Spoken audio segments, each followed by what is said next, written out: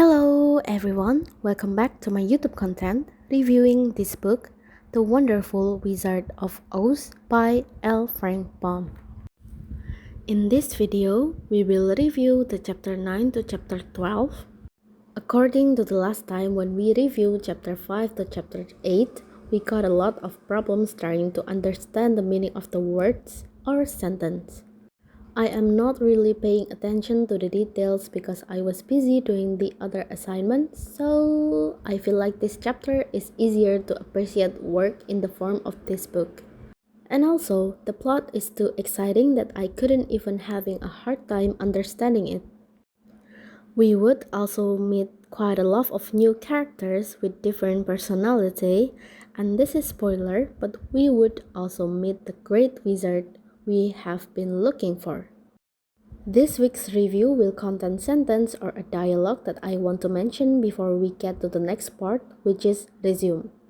I tried my best to resume this part because this part has so much important narrative or dialogue to be reviewed. Next is about our opinion towards the book we have read. Anyway, you all can write your opinion on the comment section below.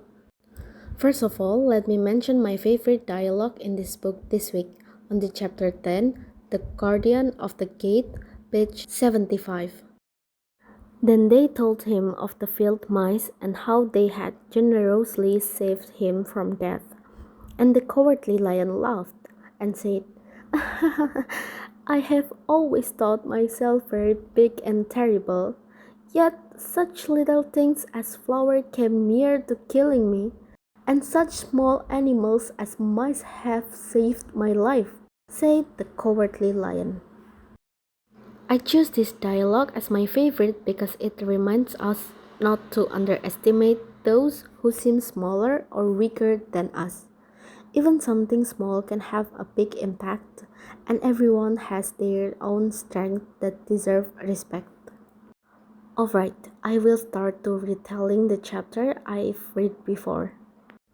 Dorothy, the Scarecrow, the Tin Woodman, Toto, and the Cowardly Lion are still on their journey. While Dorothy sleeps, a wild cat chases a field mouse. The Tin Woodman kills the wild cat and saves the mouse, who turns out to be the queen of all the field mice. Grateful, she orders all her mice to help the travelers by pulling a small truck with string. They rescue the cowardly lion, who had fallen asleep in the dangerous poppy field where the sun made people sleep deeply. After moving him to fresh air, everyone wakes up, relieved and thankful for the mice's help. The lion wakes up and is shocked to see how he nearly died because of sweet-smelling flower and how tiny mice saved him. The group continues along the yellow brick road towards the Emerald City. As they get closer, they notice everything turning green: the houses, the fences, and the land. They stop at a farmhouse for food and rest. The people there are surprised by the lion, but Dorothy assures them he is tame. The next day, they arrive at the Emerald City. At the city gate, a guard, called the Guardian, makes them each wear special green-tinted spectacles, so the city bright brilliance won't hurt their eyes. With the glasses on, they enter the city through shiny gates and begin to see the wonder of it all.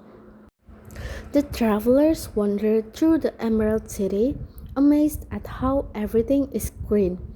The streets, buildings, even the sky seems tinted green.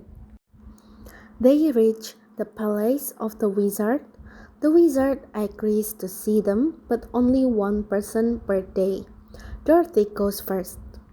Dorothy learns from the wizard, who appears as a giant hat, that in order to keep her return to Kansas, she must destroy the Wicked Witch of the West. The Scarecrow, the Tin Woodman, and the Lion each visit next, and each of them meet the wizard in different forms: a beautiful woman, a beast, or a ball of fire. But the message is the same: They will only get their wishes, heart, and courage after the witch is defeated. After leaving the Emerald City, Dorothy and her companions travel west, towards the land ruled by the Wicked Witch of the West. The land becomes more difficult and wild. The witch sees them using her magical eyes and sends out wolves, crows, and beasts to destroy them. The Tin Woodman, Scarecrow, Lion, and even Dorothy fight back. Tin Woodman kills the wolves, Scarecrow kills the crows, and they use Straw and the Tin Woodman to protect from bees. They survive these attacks.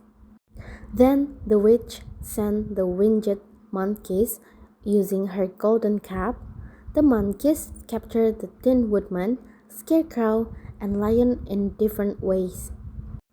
The witch forces Dorothy to serve her, threatens the lion, tries to get Dorothy's silver shoes, which are powerful, and keep her enslaved. Dorothy loses one silver shoe through a trick by the witch. To Dorothy's surprise, when she throws water at the witch melts away, defeated. Dorothy then recovers her shoes and frees her friends. In these chapters, Dorothy and her friends face many dangers but also meet kind helpers like the field mice. They finally arrive at the Emerald City and meet the wizard, but he will only help them after they destroy the Wicked Witch. The witch tries many tricks and sends out dangerous animals, but Dorothy and her friends survive. At the end, Dorothy defeats the Wicked Witch by accident just by throwing water. I like this part of the book because it shows teamwork, bravery, and how even small or weak characters can be very important. I feel like these chapters are exciting and full of action. They also teach us that sometimes big problems can be solved in simple ways. So that is all review I can tell you this week. Thank you for watching and see you next time. Bye bye.